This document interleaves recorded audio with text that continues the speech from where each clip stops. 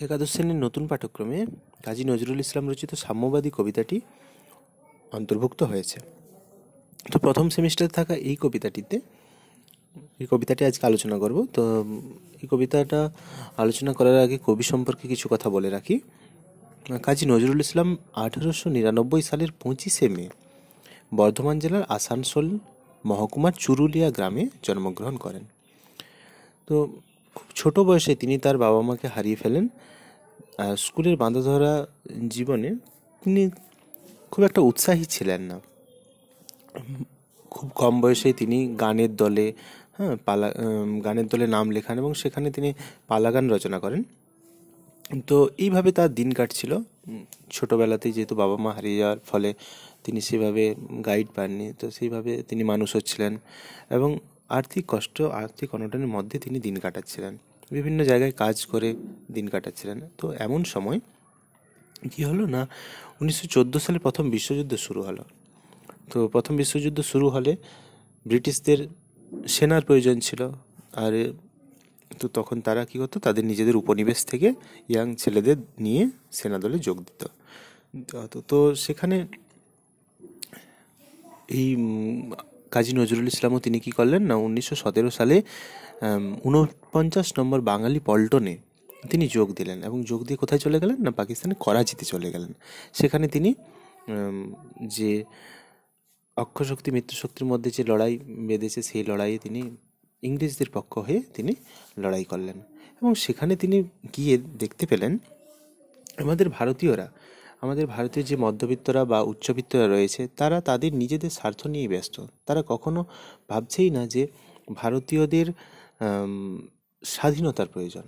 তারা এটাই ভেবে নিয়েছিল যে আমাদের ভারতীয়রা দেশ শাসন করতে পারে না, দেশ চালাতে পারে না, তাহলে কারা দেশ চালাবে না? 200 বছর ধরে ইংরেজরা শাসন করে আসছে, তার আগে মোগলরা ছিল, তার আগে আফগানরা ছিল।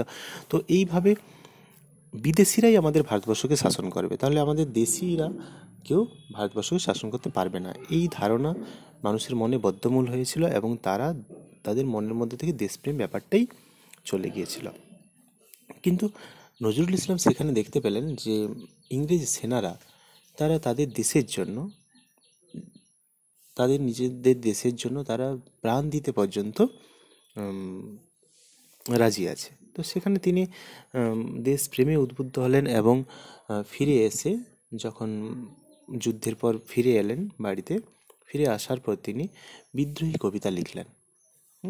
তিনি তিনি লেখনীকে, তলোয়ার ছেড়ে দিয়ে লেখনীকেই অস্ত্র হিসেবে ধারণ করলেন এবং তিনি তখনই কবিতা লিখলেন, বিদ্রোহী রণক্লান্ত আমি সেই দিন হব শান্ত, যবে উৎপীড়নের ক্রন্দন রোল আকাশে বাতাসে ধ্বনিবে না, অত্যাচারীর খড়গকৃপণ ভীম রণভূমে রণিবে না।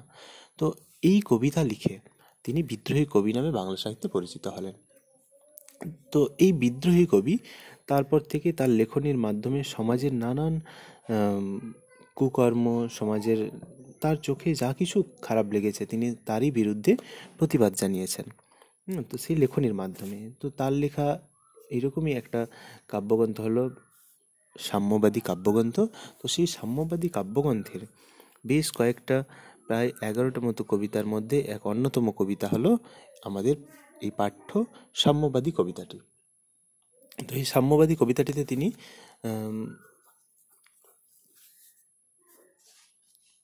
দেখিয়েছেন, আমরা দেখেছি যে যখন ফ্রান্সে ফরাসি বিপ্লব হয়েছিল তখন 3টে ধারণা ছিল, এক সাম্য, 2 মৈত্রী, 3 স্বাধীনতা। তো এই যে সাম্য অর্থাৎ কি, ফরাসি বিপ্লবের আগে ফ্রান্সে কি ছিল না, 3টে সম্প্রদায় ছিল, উচ্চবিত্ত, মধ্য এবং বুর্জোয়া, অর্থাৎ ফার্স্ট স্টেট, সেকেন্ড স্টেট এবং থার্ড স্টেট। তো এদের মধ্যে যে ভেদাভেদটা ছিল সেই ভেদাভেদটা দূর করার জন্য সাম্য ধারণা এসেছিল।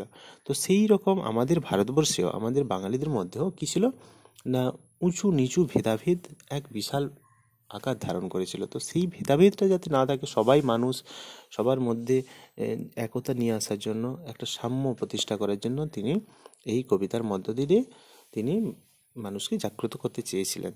অর্থাৎ সাম্য বলতে এখানে সমতা, সাম্যবাদী অর্থাৎ সমতার তিনি পক্ষে এই কবিতা লিখেছিলেন। তো আমি এবার কবিতায় যাচ্ছি। কবিতাতে কি দেখা যাচ্ছে, গাহি সাম্যের গান। প্রথম লাইন হচ্ছে গাহি সাম্যের গান, অর্থাৎ কবি কি করছেন না সাম্যের গান গাইছেন, সমতার গান গাইছেন। সমস্ত বিভিন্ন উঁচু নিচ ভেদাভেদ দূর করে তিনি এক ছত্রছায়ায় নিয়ে আসার জন্য তিনি গান গাইছেন। কি বলছেন না, যেখানে আসিয়া এক হয়ে গেছে সব বাধা ব্যবধান, সমস্ত বাধা ব্যবধান যেখানে এসে এক হয়ে গেছে, যেখানে মিশেছে হিন্দু বৌদ্ধ মুসলিম খ্রিস্টান গাহি সাম্যের গান, যেখানে হিন্দু বৌদ্ধ মুসলিম খ্রিস্টান সমস্ত জাতি এক হয়ে গেছে, সেই সাম্যের সেই সমতার গান তিনি গাইতে চেয়েছেন। এক ছাতার নিচে এক ছত্রছায়ায় তিনি সবাইকে দেখতে চেয়েছেন।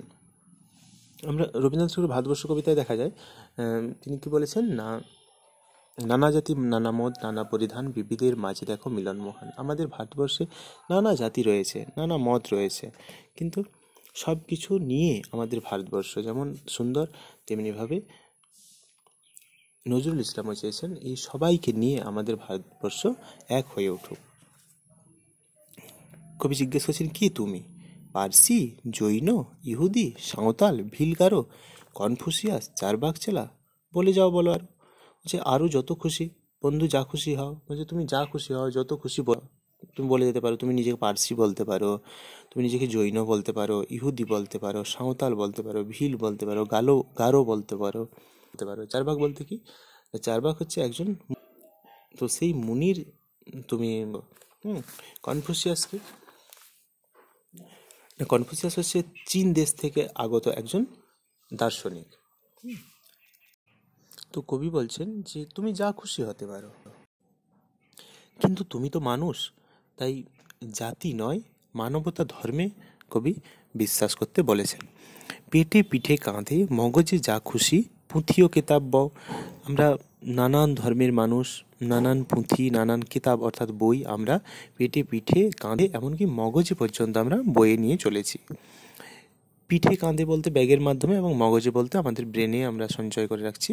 তো সেই সব পুঁথি এবং বই আমরা বয়ে নিয়ে চলেছি। কোরআন পুরাণ বেদ বেদান্ত বাইবেল ত্রিপিটক, কেউ কোরআন বইছি, যারা আমরা মুসলিম তারা কেউ কোরআন বইছি, যারা আমরা হিন্দু তারা পুরাণ বেদ বইছি, আবার যারা খ্রিস্টান তারা আমরা বাইবেল বইছি, আবার যারা বৌদ্ধ তারা আমরা ত্রিপিটক বইছি। বিনয় পিটক, বৌদ্ধ পিটক, ধম্মপিটক, সত্যপিটক। তো এই যে তিনটি পিটক, একে ত্রিপিটক বলা হয়। জিন্দাবেস্তা গ্রন্থ সাহেব পড়ে যাও শখ। জিন্দাবেস্তা কি? জিন্দাবেস্তা হচ্ছে পারস্যের অগ্নি উপাসকদের ধর্মগ্রন্থ আবেস্তা, এবং সেই আবেস্তার ভাষা হচ্ছে জিন্দা। তো এই যে বাইবেল ত্রিপিটক বেদ বেদান্ত কোরআন পুরাণ জিন্দাবেস্তা যা খুশি তুমি পড়ে যেতে পারো, কিন্তু এগুলো সব পণ্ডশ্রম। কবি বলছেন কিন্তু কেন এই পণ্ডশ্রম? এগুলো সব পণ্ডশ্রম অর্থাৎ বৃথা পরিশ্রম।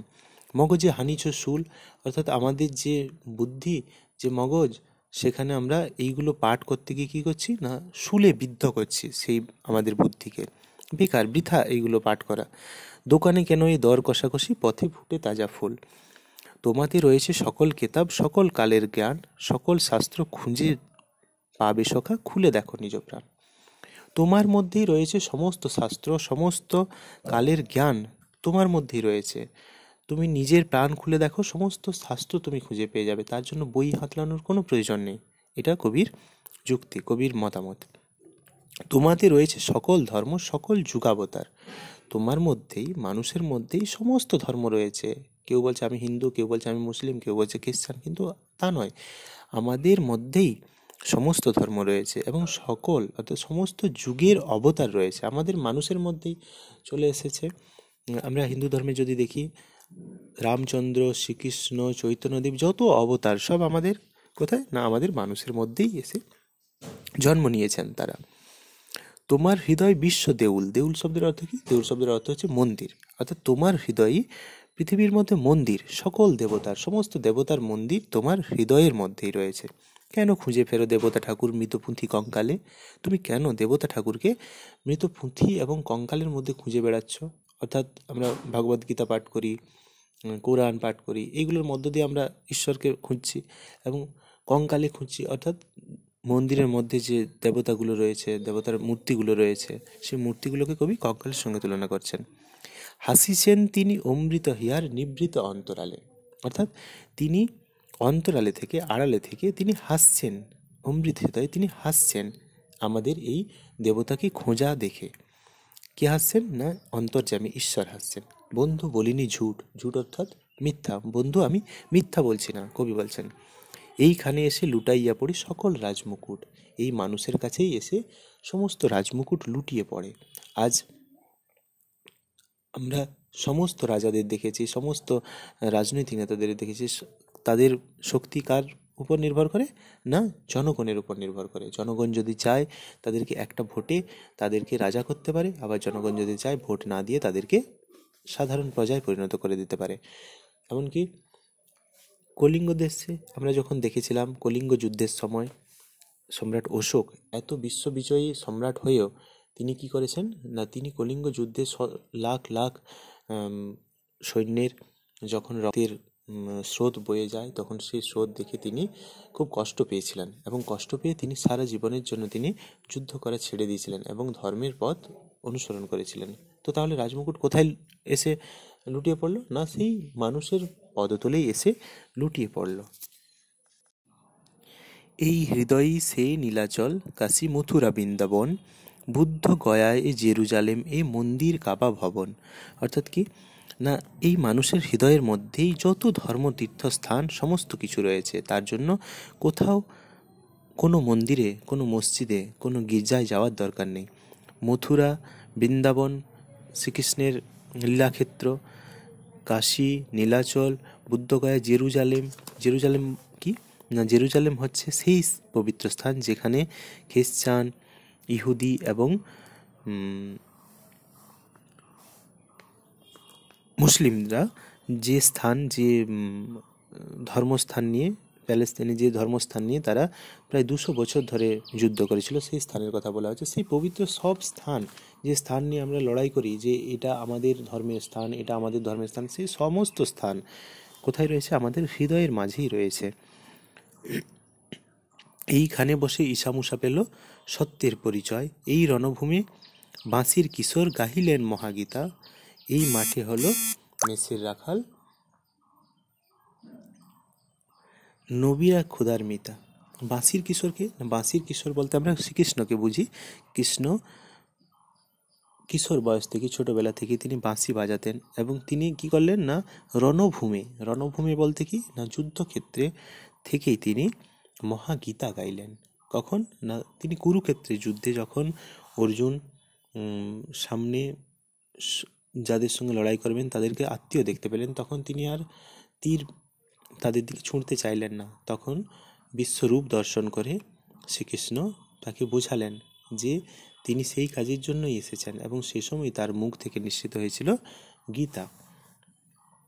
এই হৃদয়ে ধ্যান গুহা মাঝে বসিয়া সাক্ষ্য মুনি, এই মানুষের হৃদয়ের মধ্যেই সাক্ষ্যমুনি। সাক্ষ্যমুনি হচ্ছে সাক্ষ্য বংশে জন্ম যে বুদ্ধদেব, তিনি বাড়ি ছেড়ে বেরিয়ে গিয়েছিলেন বলে তাকে সাক্ষ্যমুনি বলা হয়।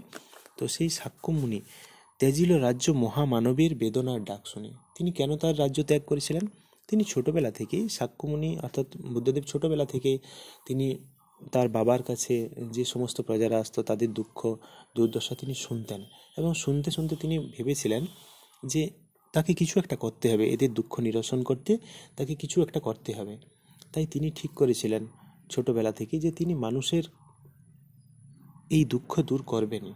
তাই তিনি বাড়ি থেকে বেরিয়ে গিয়ে বোধি বৃক্ষের নিচে বসে তপস্যা করে নির্বাণ লাভ করেছিলেন, এবং তিনি জেনেছিলেন নির্বাণ লাভ করলে সমস্ত দুঃখ কষ্ট থেকে মুক্তি পাওয়া সম্ভব, অর্থাৎ নির্বাণ লাভ করলে আর দ্বিতীয়বার জন্ম হবে না। এবং যেহেতু জন্ম মানেই কষ্টের, জন্ম মানে একটা বাচ্চা শিশু প্রথমে জন্ম নিলেই সে যে কাঁদতে শুরু করে, সেই কান্না থেকে তার সারা জীবন কান্না লেগেই থাকে। তো সেই দ্বিতীয়বার যাতে না আর জন্ম হয় তার জন্য তিনি নির্বাণ লাভের পরামর্শ দিয়েছিলেন, এবং তাহলে সারা জীবন মানুষের কষ্টও থাকবে না। তাই মানুষের কথা ভেবেই তিনি নিজের রাজ্য ত্যাগ করলেন।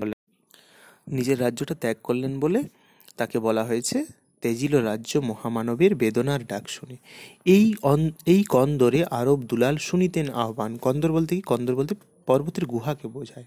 তো পাহাড়ের গুহার মধ্যে আরব দুলাল অর্থাৎ এখানে হজরত মোহাম্মদের কথা বলা হয়েছে, তিনি মানুষের আহ্বান শুনতেন, এইখানে বসে গাহিলেন তিনি কোরআনের সামগান। এই মানুষের হৃদয়ের মধ্যেই, এই আমাদের মাটিতে বসেই তিনি কি করলেন, কোরআনের সাম গান, অর্থাৎ ঋক সাম যজু অথর্ব সেই সাম নয়, এটা হচ্ছে সমতার গান, সবার মধ্যে সামঞ্জস্য রাখার যে গান তিনি গাইলেন। মিথ্যা শুনিনি ভাই, এই হৃদয়ের চেয়ে বড় কোনো মন্দির কাবা নাই। কবি বলছেন যে আমি মিথ্যা শুনিনি, আমি মিথ্যা শুনছি না, এই হৃদয়ের থেকে, এই মনের থেকে আমাদের কোনো বড় মন্দির, মসজিদ, গির্জা কোনো কিছু নেই। আমাদের সংসারে আমরা দেখতে পাই অনেক মানুষ থাকে যারা বাবা মা শ্বশুর শাশুড়িকে না ভালোবেসে, তারা ভালোবাসে না, অথচ তারা দিনের পর দিন ছুটে যায় তীর্থক্ষেত্রে। দেবতা তো এখানে হাসবেনই, তিনি বলবেনই যে তুই তোর মা বাবাকে শ্রদ্ধা করতে পারিস নি, অথচ আমার কাছে ছুটে এসেছিস। এইভাবে কি ধর্মাচরণ করা যায়? আগে আমরা বলে থাকি জীবে প্রেম করে যেই জন সেই জন সেবিছে ঈশ্বর, অর্থাৎ জীবকে ভালোবাসলেই ঈশ্বরের, শিবের ভালোবাসা, শিবকে ভালোবাসা যায়। সেখানে জীবকে না ভালোবেসে কি করে ঈশ্বরের দেখা মিলবে? সেই কথাই কবি এখানে এই কবিতার মধ্য দিয়ে ফুটিয়ে তুলেছেন। তিনি মানুষের মধ্যে সমতা